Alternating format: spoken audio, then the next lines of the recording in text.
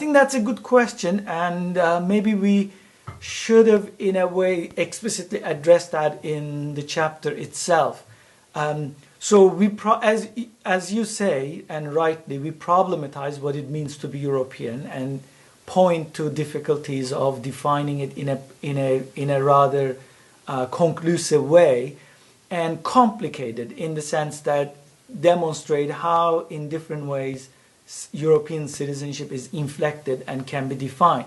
But then it raises your question, well, if you get so confident about European citizenship not being definable so easily, how can you be so confident about defining what is an act of European citizenship or enacting European citizenship? The way I would answer that is, it's not that we don't know, but we don't know it in advance. What that means is that instead of identifying the kinds of things that we think that constitutes European citizenship, in a way going back to Tyler's worry about once a particular way of acting or conducting oneself becomes sedimented and defined and identifies what it means to be a European citizen, and then you begin to look for its instances. You already know what European citizenship is, and then you look for its instances. In the way in which we are thinking about European citizenship, rather than at the outset defining what are its elements, we say, why don't we in fact investigate moments in which and places through which people claim to be Europeans, claim to act themselves as Europeans, and from there, let's define an aspect of got it all muddled up. From there to define what is the determining aspect of European citizenship. Let me give you an example, and it's a counterintuitive example. I think I mentioned this last week. We have a couple of chapters in the book about Kurdish people in Turkey.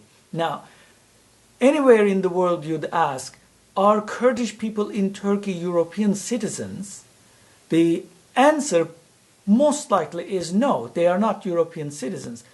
To begin with, they don't even live in a country that is part of the European Union. And on the other hand, they also are not holding citizenship that is part of European Federation, as it were. In addition, they don't also live in a country that is only, they live in a country that's only a candidate. Now, on the basis of these, you can say that from legal point of view, they are not European citizens. But when you look at what they have done over the last 20 years, I don't know how much you know about Kurdish-Turkish conflict over the last 10, 15 years, but there's been a considerable, more than 30,000 people died. It's really civil war by any other mean. Between the Turkish state and the Kurdish minority. Often a Turkish state represents them as though Kurdish minority wants independence, but that's not true for all Kurdish people. There are all sorts of different views exist amongst Kurdish people.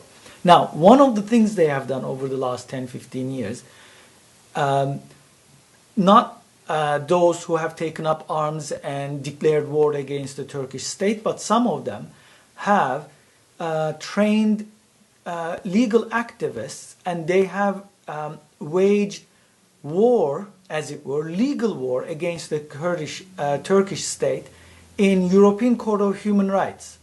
And we've looked at all the cases in the hundreds they brought against the Turkish state.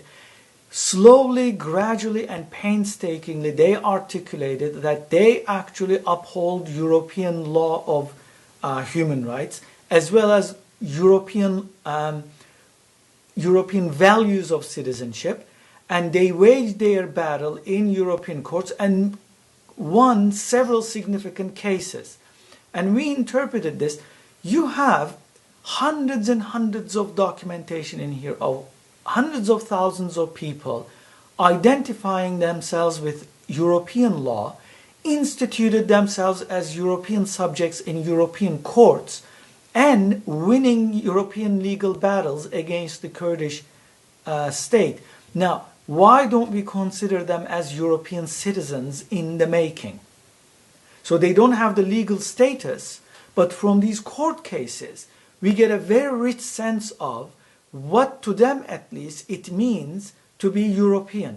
And in fact, that meaning that they articulate in court documents, in witness statements, in submission cases, and other expert statements, there are hundreds of thousands of pages of these documents by Kurdish people articulating what it means to them to live under rule of law, which they consider as guarantee of European citizenship.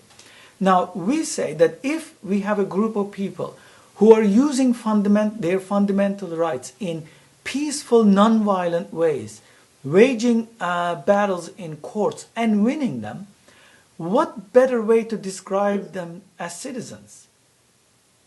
Right? So this is the question that we raise. Now, at the outset, if we had an idea of European citizenship being only exercised by those who are entitled to European citizenship by legal means, we would have left this case out. Whereas this way, we actually looked at these cases and said that the case they make for European citizenship is a significant one.